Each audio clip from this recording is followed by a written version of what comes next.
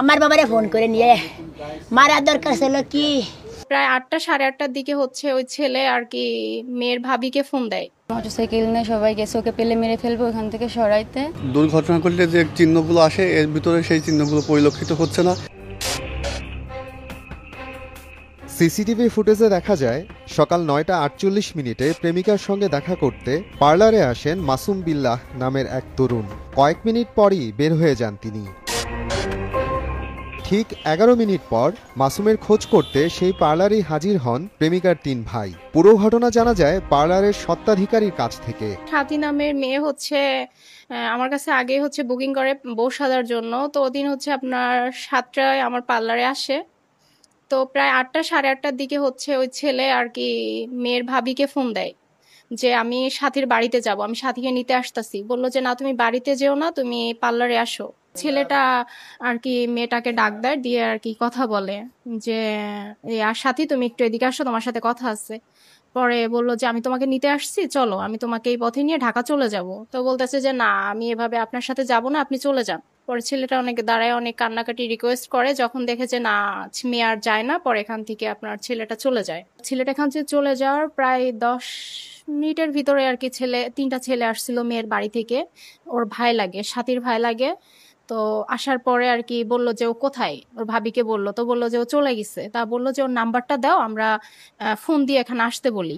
ঠিক ঘণ্টাখানেক পর গোপালগঞ্জ ও নড়াইলের সীমান্তবর্তী কাশিয়ানী অঞ্চলের মধুমতি সেতু থেকে আশঙ্কাজনক অবস্থায় মাসুমকে উদ্ধার করেন অটোরিকশা চালক সুজন। পরে তাকে স্থানীয় উপজেলা স্বাস্থ্য কমপ্লেক্সে নিয়ে গেলে দুপুর 12:30টার দিকে তার মৃত্যু হয়। খবর পেয়ে লোহাগড়া থানার পুলিশ সদস্যরা মাসুমের মরদেহ হেফাজতে নেয়। তারপরই প্রশ্ন ওঠে, রহস্যজনক এই মৃত্যুর পেছনে রয়েছে দুর্ঘটনা নাকি অন্য কোনো কারণ। আমার বাবারে কেন মারলো?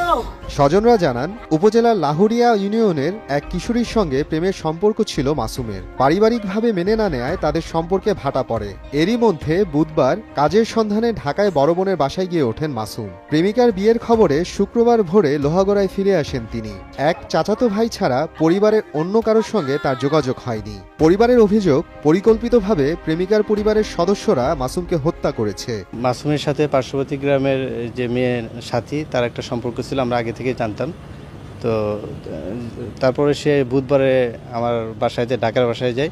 ওখানে গিয়ে আমরা তাকে বিষয়টা বোঝানোর চেষ্টা করি। সে বুঝে বলে যে আমি ঠিক আছে চাকরিতে আবার পুনরায় জয়েন করব, 1-2 দিন ঘুরে পরে যাব। তা ফাইনালি যখন বৃহস্পতিবার রাতে সে আমাকে বলে যে রাত 11:50 বলে যে আমি ভালো লাগতেছে না, আমি সকালে বাড়ির দিকে যাব। তো তাকে বোঝানোর চেষ্টা করা হয়। সে বলছে যে ঠিক আছে সকালে আবার বোঝাবো। সকালে সে ভোরবেলা উঠে বাড়ির দিকে রওনা দেয়, কিন্তু আমি বোঝানোর চেষ্টা করি, অনেকক্ষণ বোঝাই, সে না বুঝে সে ফাইনালি চলে আসে। সে জানতে পারে যে শুক্রবার হচ্ছে সাথীর বিয়ে হয়ে যাচ্ছে।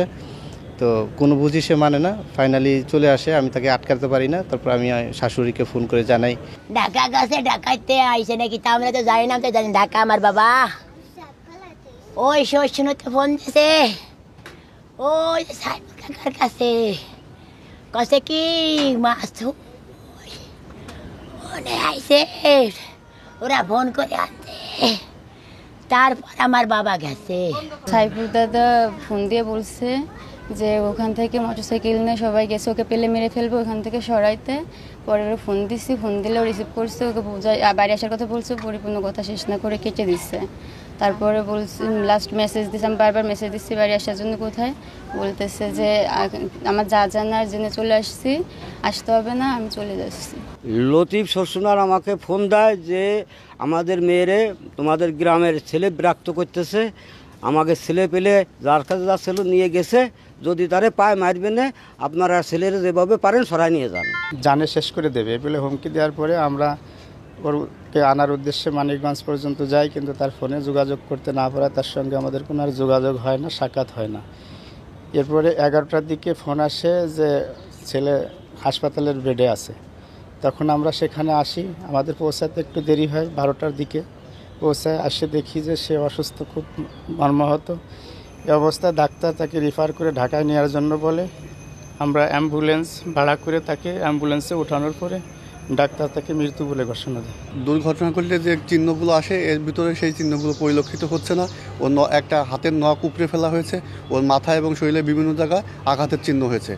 এটা একটা পরিকল্পিতভাবে হত্যা। এর বাবা মারা যায়, মারা যাওয়ার পর এর সংসার খুব অনটন চলে। ওর মা খুব কষ্ট করে লেখাপড়া শেখায় আবার উপার্জনও করে। এর উপরে এই সংসারটা, পুরো সংসারটাই চলে। ছেলেটার রহস্যজনক মৃত্যু আমরা কোনো রকম মেনে নিতে পারছি না।